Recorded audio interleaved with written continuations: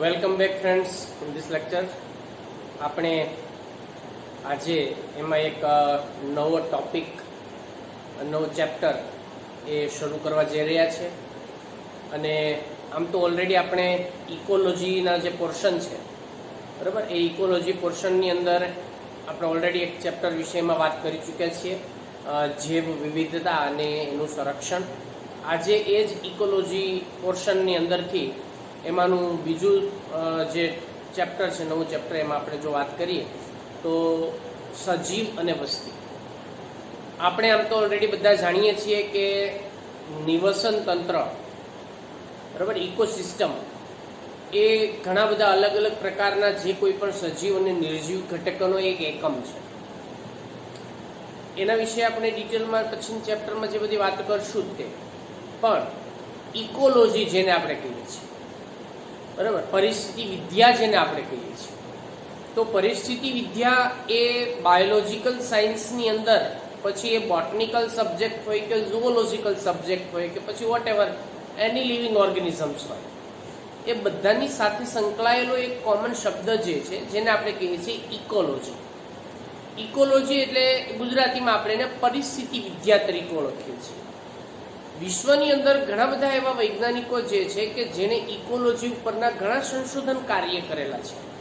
એમાં આપણે જો વાત કરીએ કે પરિસ્થિતિ વિદ્યા, ઇકોલોજી જે છે, ખાસ કરીને એની અંદર પ્લાન્ટ ઇકોલોજી, વનસ્પતિની જે પરિસ્થિતિ વિદ્યા છે, એમાં એક વૈજ્ઞાનિક જેનું નામ છે E.P. ઓડમ, બરાબર, જેને આપણે પરિસ્થિતિ વિદ્યાના પિતા તરીકે ઓળખવામાં આવે છે.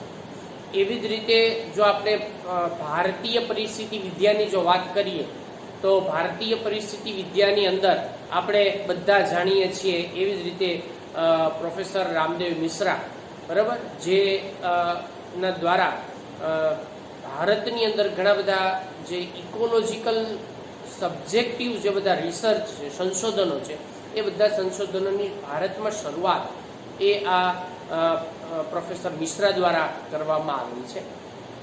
તો આ રીતે ઘણા બધા વૈજ્ઞાનિકો છે, ઘણા બધા રિસર્ચરો છે, ઘણા બધા સ્ટુડન્ટ્સ છે કે જે આવી બધી અલગ અલગ પ્રકારની ઇકોલોજીકલ પ્રવૃત્તિઓ સાથે સંકળાયેલા છે. અને એમાં આપણે જો વાત કરીએ અત્યારે તો કઈ કઈ ઘટકોનો સમાવેશ થાય છે ખાસ કરીને એ ઇકોલોજીની અંદર, તો કે સજીવ અને સજીવ સાથે સંકળાયેલા અલગ અલગ પ્રકારના નિર્જીવ ઘટકો, એટલે કે ઇકોસિસ્ટમમાંના ઘટકો, બરાબર, એ બધાનો સમાવેશ આપણે પરિસ્થિતિ વિદ્યાની અંદર કરીએ છીએ, એટલે કે ઇકોલોજીની અંદર કરતા હોઈએ છીએ. તો આવી રીતે એમાં સજીવ વિશ્વ આખું જે છે, એ સજીવ વિશ્વની જો આપણે રચના જોઈએ અથવા તો એના વિશેનો જો અભ્યાસની બાબતમાં વાત કરીએ તો એ આપણને ઘણું બધું આકર્ષક અને ઘણી એમ આપણને અમુક બાબતોની અંદર ઘણી સરપ્રાઇઝિંગ બાબતો જે છે એ પણ ક્યાંક આપણને ધ્યાન દોરતી હોય છે.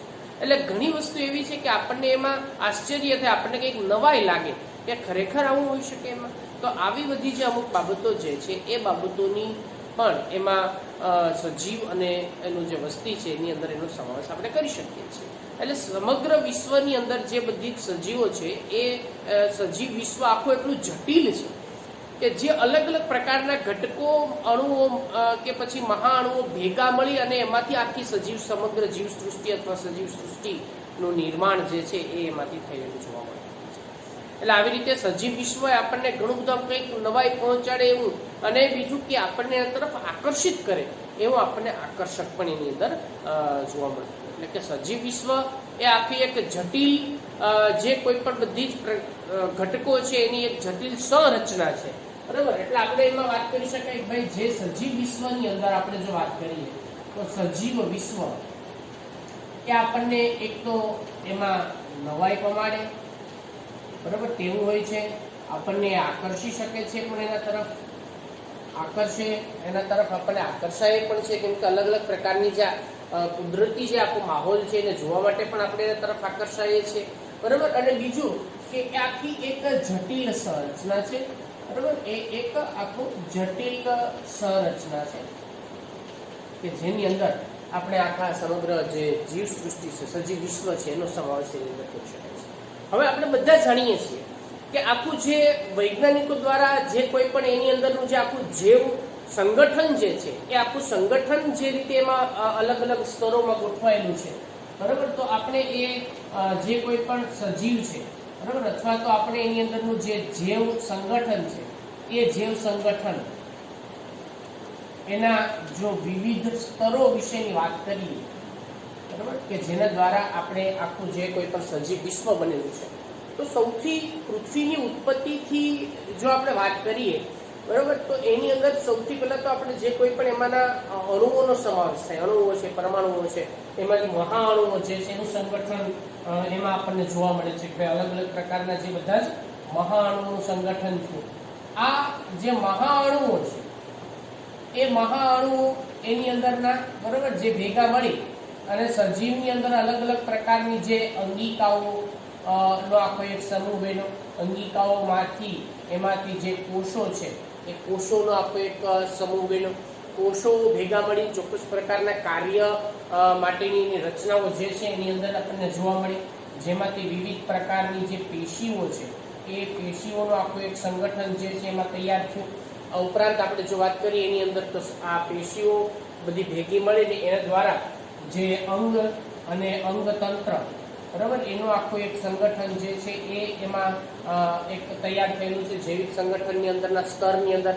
આ ઉપરાંત એમાંથી જે કોઈ પણ અંગને બધું ભેગું મળી, બરાબર, અને એક સ્વતંત્ર સજીવ, તો એમાં એક સ્વતંત્ર સજીવ જે છે એનું અસ્તિત્વ એમાંથી ઉત્પન્ન થયું છે. હવે સજીવ ઘણા બધા આવા અલગ અલગ પ્રકારના, મતલબ એક આમ જોઈએ તો એક જ જાતિના સજીવો ભેગા મળે એટલે એમાં શું બનાવતો કે એક વસ્તીનું નિર્માણ કરશે, તો એમાંથી વસ્તીનું નિર્માણ થાય છે. આ જે વસ્તી છે, બરાબર, એ બધી એમાંનું જે સંગઠન આખું છે એની અંદરથી ભેગું મળે.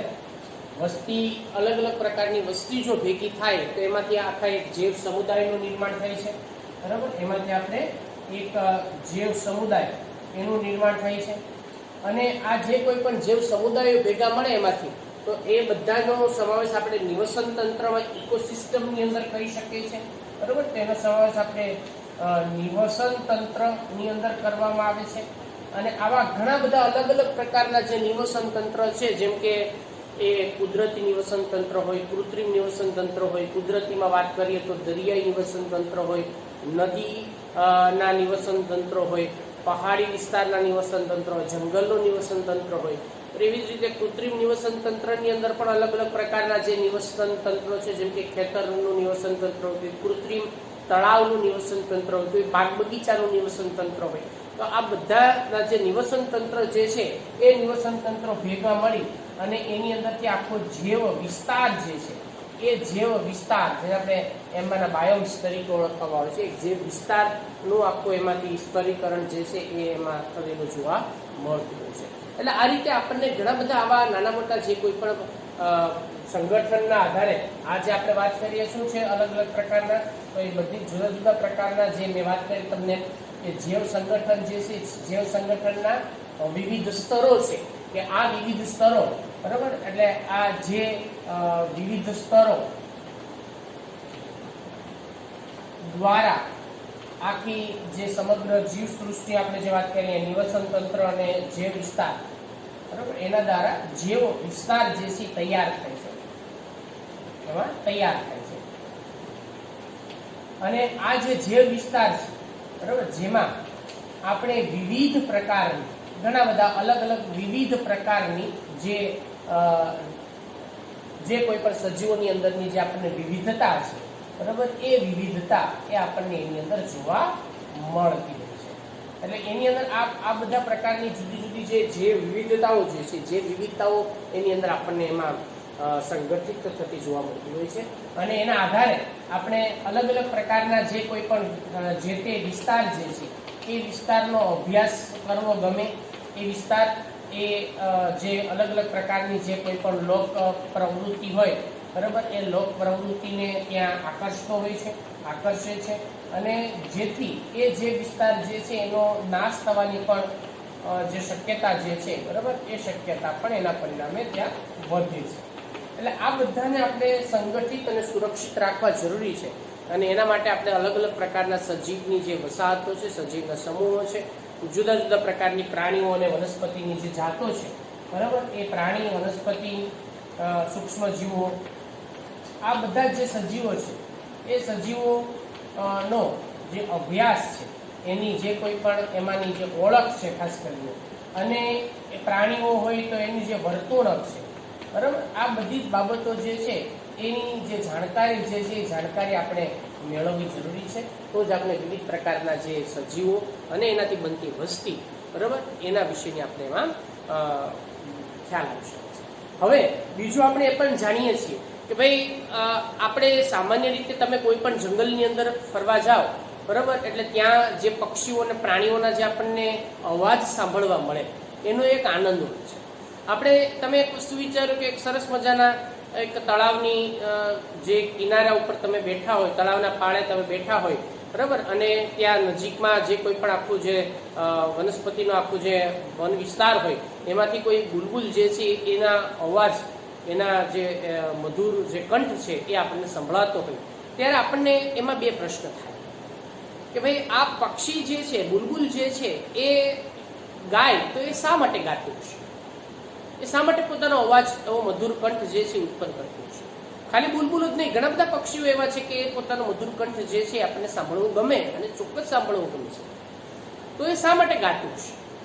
બીજી આપણે વાત કરીએ કે ભાઈ એ ગાય છે તો શું એને એવું તો શું હશે એની અંદર કે જે આવા પ્રકારના સ્વરો એમાં ઉત્પન્ન થતા હોય છે, બરાબર. એટલે બે બાબતોનો અહીં આપણે અહીંયા સમાવેશ કરીએ. ધારો કે કોઈ એક પક્ષીની જો આપણે વાત કરતા હોય, બરાબર, એટલે બુલબુલ પક્ષી, અહીંયા આપણે ધારો કે એમાં બુલબુલ પક્ષીની વાત કરીએ છીએ તો બુલબુલ પક્ષી જે છે એ પોતે એનું ગીત ગાય છે, અથવા તો એનો જે સુંદર કંઠ જે છે એ સુંદર કંઠ દ્વારા, બરાબર, એક ગીત ગાય છે.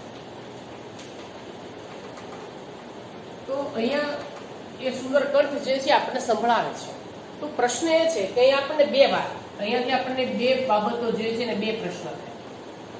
સૌથી પહેલો પ્રશ્ન કે એ શા માટે ગાય છે, બરાબર, એ શા માટે ગાય છે?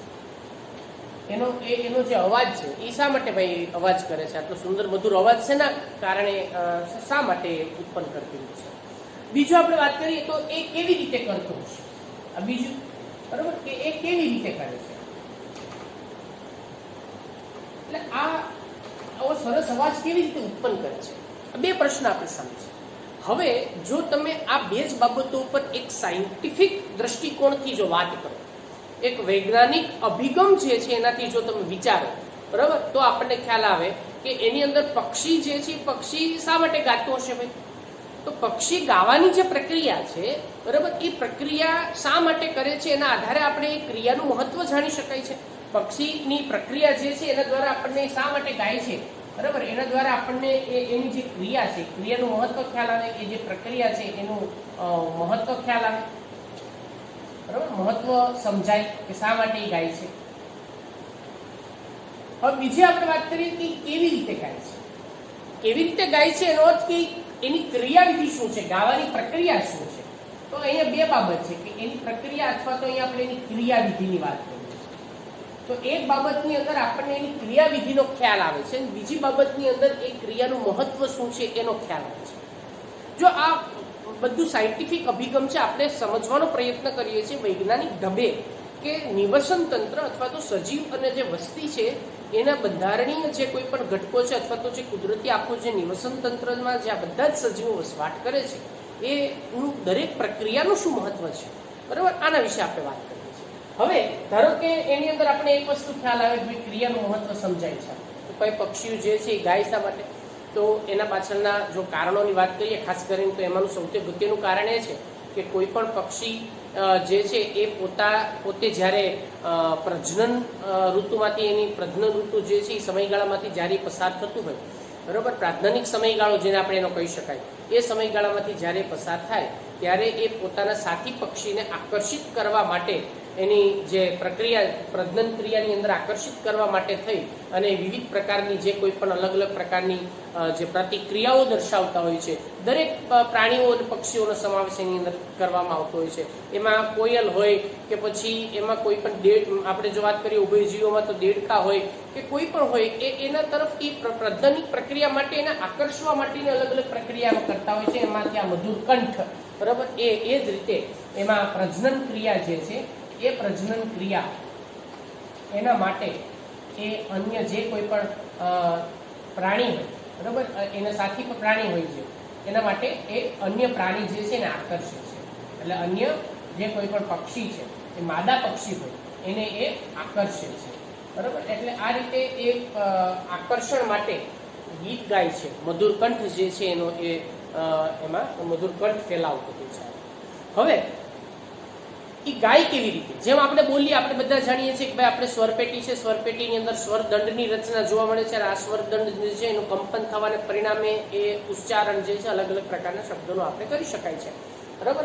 એટલે એની ક્રિયાવિધિ આપણને ખ્યાલ આવી ગયો કે ભાઈ સ્વરપેટી છે, સ્વરપેટીની અંદર જેમ આપણે સ્વરદંડ વોકલ કોર્ડ જેમ હોય, બરાબર, એ રીતે એની અંદર કંપન થાય અને કંપન દ્વારા એ આ જે કોઈ પણ સ્વર છે એનું નિર્માણ થાય છે. જો કે નહીં સંપૂર્ણ સાયન્ટિફિક અભિગમ, એટલે આ બાબત જે છે વૈજ્ઞાનિક અભિગમ જે છે આપણે કેળવવાની જરૂર છે. તો આપણને એમાં ખ્યાલ આવે કે દરેક પ્રકારના ઘણા બધા પ્રશ્ન તમારી આજુબાજુ જોશો ને તમે પક્ષીઓ, પ્રાણીઓ કે એના જે વનસ્પતિઓને જોશો એટલે આપણને નવા અલગ અલગ પ્રકારના જે આપણને જે કુતૂહલવશ ઘણા બધા પ્રશ્નો એમાં ઉદ્ભવી શકે છે. જેમ કે સામાન્ય રીતે આપણે એમાં જો વાત કરીએ તો આપણને એમ થાય કે ભાઈ રાત્રિના સમયે જે પુષ્પ ખીલે છે એ સફેદ જ કેમ હોય? શા માટે સફેદ જ હોવાના છે? રાત્રિના સમયે ખીલતા પુષ્પો વિશે આપણે બધા જ જાણીએ છીએ કે ભાઈ રાતરાણી હોય, ધતુરો હોય, પારિજાતક હોય, આ બધા એવા પુષ્પો છે કે જે સફેદ હોય, રાત્રે એમાં એ ખાસ કરીને રાત્રે ખીલતા હોય છે. તો આ બધા રાત્રે ખીલી સફેદ કેમ હોય? કેમ કે સફેદ એટલા માટે હોય કે અંધારાની અંદર પણ અથવા તો ઓછા અંજવાળું હોય તો એની અંદર પણ એને આપણે અથવા કોઈ પણ જે પરાગનયનની પ્રક્રિયા માટેના જે કોઈ પણ કીટકો કે પક્ષીઓ હોય, બરાબર, એ એમાં એને જોઈ શકે છે અને એમાં પરાગનયનની પ્રક્રિયા સરળતાથી થઈ શકે છે. બીજું જો આપણે વાત કરીએ તો ઘણા બધા અલગ અલગ પ્રકારના જે કોઈ પણ વનસ્પતિઓ છે, ખાસ કરીને થોર હોય, બાવળ હોય, એટલે કંટકો શા માટે છે ભાઈ? બરોબર. એટલે આ પણ પ્રશ્ન આપણને એની અંદર ઘણા બધા થાય. પક્ષીઓ જે છે એ ઘણા બધા અલગ અલગ પક્ષીઓ હોય તો એ ઝુંડની અંદરથી પોતાની માતાને કેવી રીતે ઓળખે છે? પક્ષીઓ પોતાના ઈંડાને કેવી રીતે ઓળખતા હોય છે? ટોળું હોય પ્રાણીઓનું, જેમ કે ઘેટા બકરાનું ટોળું હોય તો એ બચ્ચાને કેમ ખ્યાલ આવે કે ભાઈ આજ એની જે માતા છે એ બધું બચ્ચું એને ઓળખી શકે છે? આવા ઘણા બધા કુતૂહલવશ આપણને ઘણા બધા પ્રશ્નો જે છે એ આપણા મનની અંદર હોય. તો આ બધી જ બાબતોનો સમાવેશ આપણે સજીવ અને વસ્તી જે છે, બરાબર, એની અંદર આપણે એમાં અલગ અલગ પ્રકારની જે બધી ડિટેલમાં ચર્ચાઓ જે છે એ આપણને કરશું. આપણે એ પણ જાણીએ છીએ કે આપણે જે પરિસ્થિતિ વિદ્યાની વાત કરીએ છીએ, બરાબર, જે આપણે પરિસ્થિતિ વિદ્યાની અંદર મુખ્યત્વે આપણે જે સમાવિત બાબતોની જો વાત કરીએ તો એમાં બે બાબતોનો એક સમન્વય છે, અથવા તો આપણે એમ કહી શકાય કે બે બાબતની એક પારસ્પરિક પ્રક્રિયા છે, જેની અંદર આપણે જૈવિક ઘટકો, બરાબર, એમાં ખાસ કરીને જો આપણે વાત કરીએ તો જૈવિક ઘટકો અને બીજી જો આપણે વાત કરીએ એમાંની તો અજૈવિક ઘટકો. આ જૈવિક અને અજૈવિક જે ઘટકો છે, આ બંને ઘટકોની જો આપણે પારસ્પરિક પ્રક્રિયાઓની જો વાત કરીએ બંનેની, બરાબર, આ બંનેની કઈ પ્રક્રિયા છે? આ તો કે પારસ્પરિક ક્રિયા છે. અને આ પારસ્પરિક ક્રિયાને પરિણામે જ આખી સમગ્ર જીવ સૃષ્ટિ જે છે એના ઉપર જ આધારિત છે, બરાબર. એટલે આમ જોઈએ તો સજીવ અને વસ્તી અને પરિસ્થિતિ વિદ્યાની અંદર મૂળભૂત રીતે આપણે જો એમાં પાયાના ઘટકો તરીકે વાત કરીએ તો પાયાના ઘટકોની અંદર આપણે મુખ્યત્વે 4 ઘટકોનો સમાવેશ એની અંદર આપણે કરી શકાય છે, બરાબર. એટલે પરિસ્થિતિ વિદ્યાની અંદર મુખ્યત્વે 4 ઘટકોનો સમાવેશ થાય, જેમાં આપણે સૌથી પ્રાથમિક વાતથી શરૂ કરીએ એની અંદર તો એમાં અલગ અલગ પ્રકારના જે બધા સજીવો છે, અહીંયા આપણે જે વાત કરીએ સ્વતંત્ર સજીવ, બરાબર, તો જુદા જુદા પ્રકારના જે સજીવ છે એ સજીવો એનો સમાવેશ થાય છે. હવે આ સજીવો જે છે એ સજીવોના દ્વારા ભેગી થઈ એક સંગઠન, એટલે સજીવ દ્વારા શેનું નિર્માણ થાય છે? તો કે વસ્તીનું નિર્માણ થાય છે. તો આમાંથી બીજું આવશે વસ્તી, બરાબર. એટલે સજીવમાંથી એમાંથી વસ્તીનું નિર્માણ થાય. વસ્તી પછી એમાંથી તો કે અલગ અલગ પ્રકારના સમુદાયો જે છે એનું નિર્માણની પ્રક્રિયા થાય છે. સમુદાય, એ સમુદાય જે છે એનો પણ એનો આધાર સ્તંભ આપણે કરી શકાય છે. સમુદાય પછી એમાંથી તો કે અલગ અલગ પ્રકારના જે જીવ વિસ્તાર છે એનો સમાવેશ કરવામાં આવે છે. એટલે એમાંના જીવ વિસ્તાર, બરાબર. હવે તમે આની અંદરથી આ એક બાબત આપણે બધા જાણીએ છીએ, ભાઈ તમે જો વિચારો કે સજીવો ભેગા મળીને એમાંથી વસ્તીનું નિર્માણ કરે છે, વસ્તીમાંથી સમુદાય બને છે, સમુદાયમાંથી જે વિસ્તાર બને છે. એટલે આ જૈવિક ઘટકો અને અજૈવિક ઘટકોની જે પારસ્પરિક પ્રક્રિયાઓ છે એની સાથે જ આ બધા જ સંકળાયેલા આપણને જોવા મળતા હોય છે. અને આ જ બધાનો અભ્યાસ જે છે એ આપણે સામાન્ય રીતે સજીવ અને વસ્તી જે છે, બરાબર, એટલે કે ઓર્ગેનિઝમ્સ અને એન્ડ પોપ્યુલેશન્સ, એની અંદર આપણે એમાં વિગતવાર કરશું. તો સજીવની સાથે પર્યાવરણીય એકમો જે છે, બરાબર, અને એન્વાયરમેન્ટલ ફેક્ટર્સ જે છે એ પણ સજીવ ઉપર ઘણા બધા અસરકારકતા જે છે એને એ દર્શાવતા જોવા મળતા હોય છે. તો અહીં આપણે આના વિશેની કેટલીક જે પ્રાથમિક બાબતોની જે ચર્ચા છે, બરાબર, એના વિશેની આપણે એમાં વાત કરી. નેક્સ્ટ લેક્ચરમાં આપણે સજીવો અને એનું જે પર્યાવરણ છે એ પર્યાવરણ સાથેનો સજીવનો શું સંબંધ છે એ બધા બાબતો વિશેની એમાં આપણે નેક્સ્ટ લેક્ચરમાં ચર્ચા